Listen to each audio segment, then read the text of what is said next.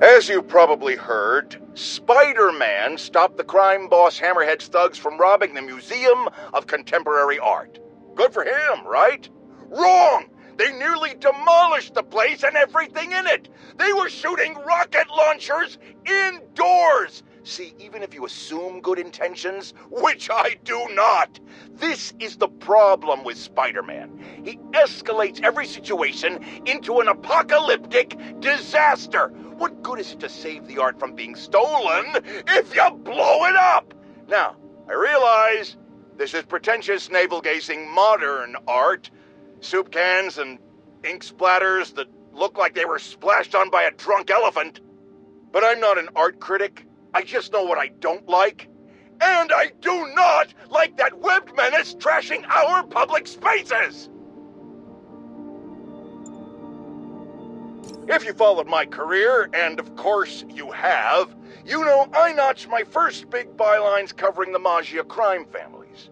The media's declared them dead more than once, but not unlike cockroaches, they always come back, just like they're doing now. I hear people make excuses for them. They're not so bad. They follow rules, unlike the demons or the cartels. Ha! And that's true. Until they go to war with each other. Then bullets fly, cars explode, horses lose their heads. And my Jonah sense tells me there's a gang war brewing. So hold on to your cannolis, folks. Come on, Jared, that's not an ethnic slur. I like cannolis. The Maggia, a syndicate of crime families, symbols of a bygone era. Don Fortunato, Don Cicero, Don Macchio, just to name a few. And of course, that metal-domed lunatic, Hammerhead. Criminals, but ones who follow a code. Better than most, right? Wrong! They toss their code out the window the second it's inconvenient, because a criminal is a criminal, and they are by definition cowards, lowlifes, and scum. I brought down the Maggia virtually single-handed in the 80s and early 90s, and let me tell you right now, I stand ready to do it again. I am not afraid of them, not one bit. You want me? Come and get me. That's all the time we have. Jared, go start the car. No, I'm the boss, and I say you do it. Oh, stop crying. Guess who's confirmed to be back in town? That feline felon, the Black Cat. Seems she led Spider-Man on a merry chase before getting away.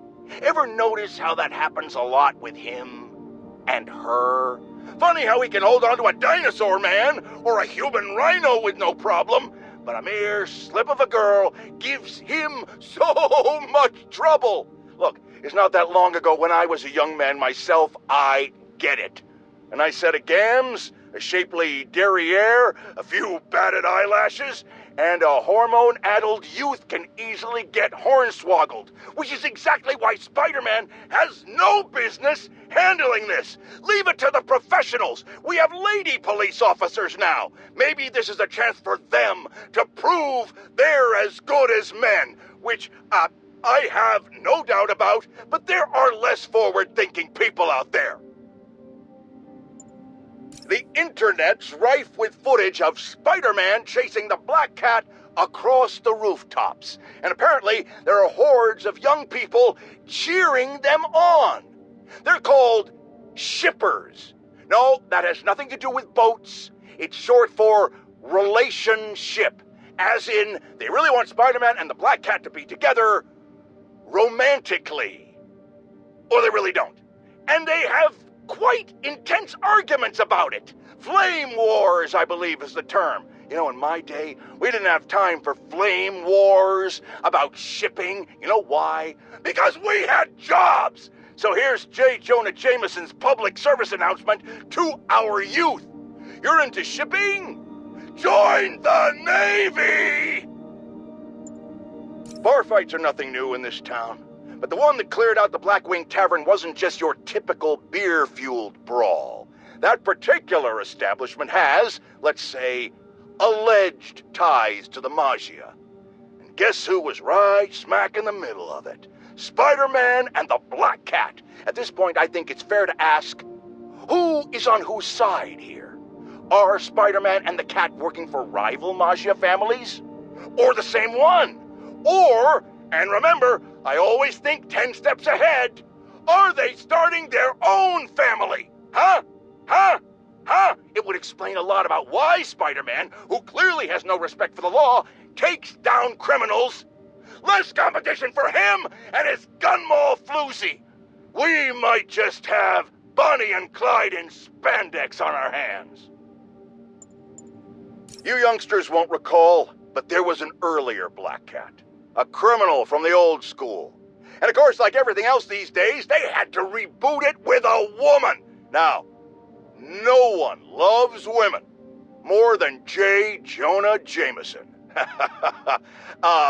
In a respectful, non-harassing way, of course. I just think this new Black Cat is a bad example for our young ladies. The original stole and took his chances. He didn't try to convince us he could be a good guy like this Jezebel did, remember? She ran around playing the crime fighter until it became clear she was stealing from the very crooks she arrested, which proves the point I always make: a Black Cat cannot change its spots. I know they don't have spots, but you get my meaning. Wait. Jared tells me black leopards do have spots. You just can't see them. I was right after all. Ha!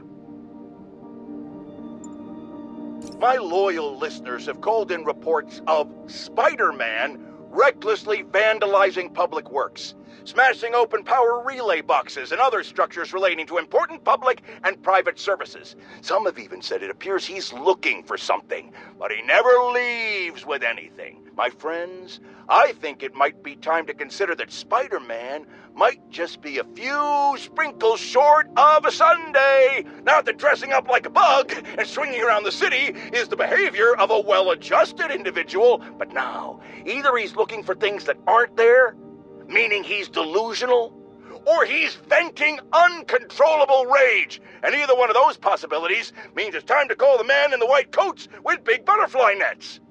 That's still a thing, right, Jared? What do you mean it never was?